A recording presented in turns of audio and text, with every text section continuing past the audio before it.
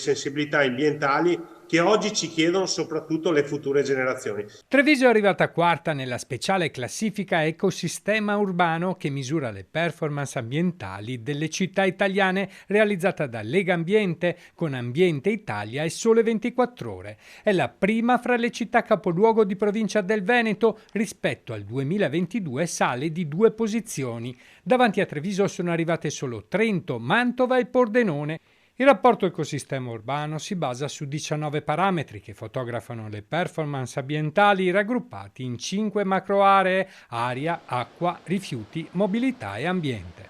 Dire ai giovani che degli errori sono stati fatti in passato e in futuro è meglio non ripeterli, e poi dobbiamo continuare ad investire. L'indagine di Legambiente e Ambiente Italia premia il Nord-Est. Treviso supera nella classifica anche Reggio Emilia e Forlì.